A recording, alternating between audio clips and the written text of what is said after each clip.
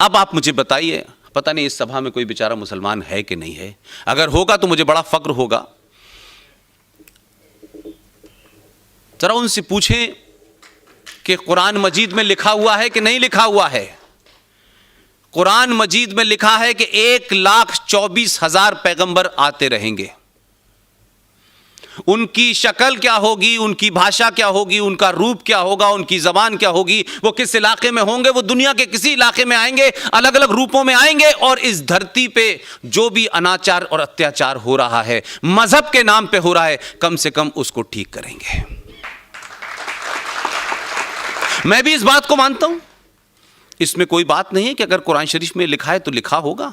मुझे लगता है ठीक ही बात लिखी होगी, क्योंकि हमने समय समय पे बड़े सारे पैगंबर आते हैं। अब पैगंबर का मतलब ये नहीं होता मेरे भाई कि वो कदूरा लगा के आएगा, छोटे भाई का पजामा बड़े भाई का कुर्ता पहने होगा, गोल टोपी लगाएगा, अल्लाह अल्लाह की बात करेगा, तस्बीह उसके हाथ में होगी, ये नहीं लिखा है उसमें।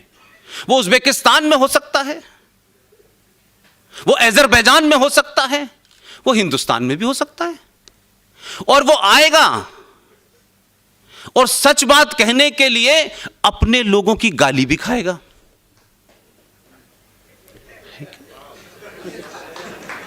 तो भाई गलती से अगर वो आ गया है 2014 में,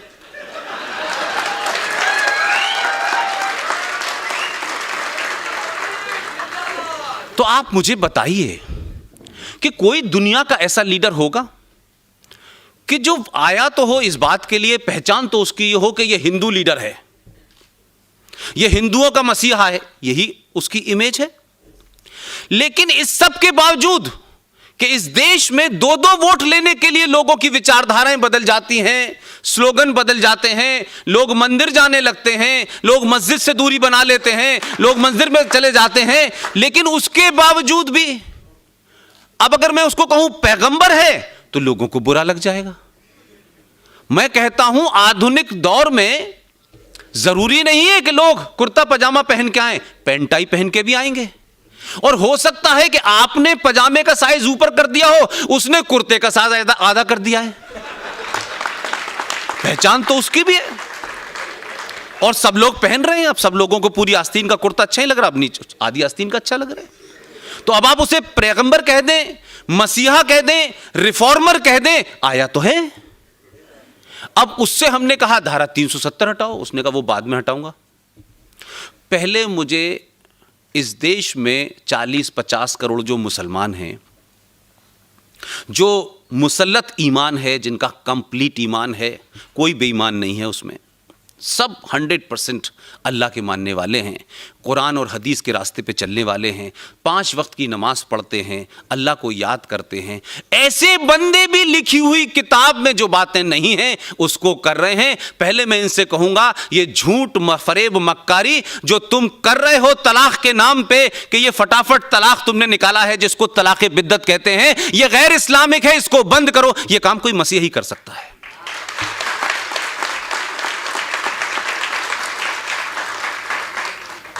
क्योंकि अगर ईमानदार होते और मुसल्लत ईमान होता मुसलमानों का, और कुरान की बात करते, ईमान की बात करते, मोहम्मद साहब का जिक्र करते हैं, तो इनसे पूछो कि पिछले 70 साल से तो मैं नहीं जा रहा।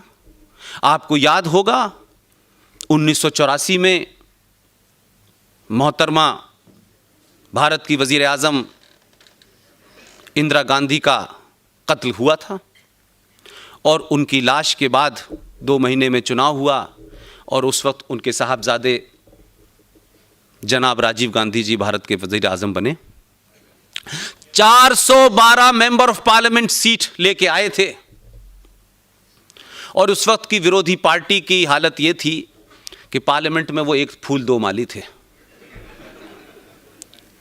उस 412 सीट लाने वाले इतनी मजबूत सरकार ने 1985 में एक गरीब 70 साल की औरत, 70 साल की औरत, एक पढ़े लिखे वकील की बीवी थी, उसको तलाक दे दिया था।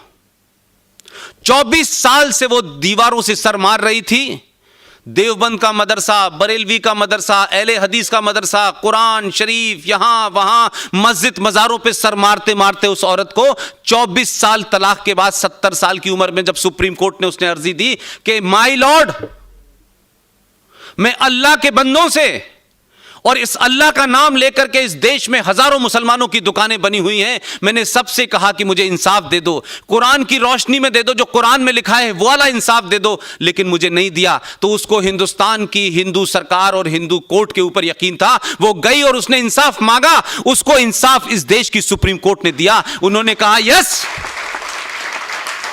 आपके साथ नाइंसाफी हुई है, अगर आप भारत की नागरिक हैं तो भारत का संविधान आपके साथ खड़ा है, और आप हिंदू हो, मुसलमान हो, सिख हो, पारसी हो, इससे हमारे संविधान का कोई मसला नहीं है और आपको जस्टिस मिलेगा।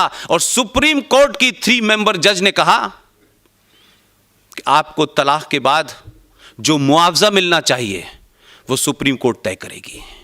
उस वक्त सुप्रीम कोर्ट ने मुआवजा तय कर दिया और कहा कि आप दीजिए। लेकिन मुसल्लत ईमान, कुरान की रोशनी, हदीस की रोशनी, अल्लाह का नाम, पाकिस्तान का नाम, 57 देश, तमाम बातें करने वाले सुबह से शाम तक एक मुसलमान जो है उस औरत के हक में खड़ा नहीं हुआ। एक आदमी उसके हक में खड़ा नहीं हुआ। एक दानिश्वर नहीं बोला, प्रोफेसर नहीं बोला, आलिम नहीं बोले, जालिम बोलते चले जा रहे थे।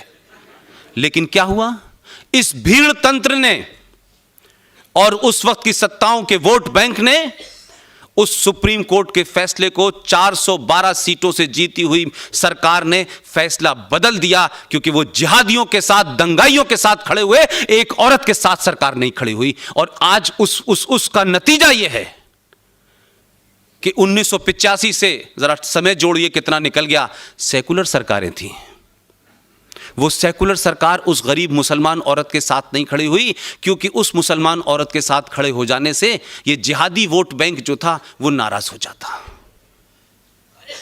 ये गट्स चाहिए आपको कि आप भारत के प्रधानमंत्री हो, शपथ लेके भारत के संविधान में आप अगर वहां गए हैं तो उस शपथ का कुछ भरम रखिए, उस शपथ की कुछ इज्जत रखिए।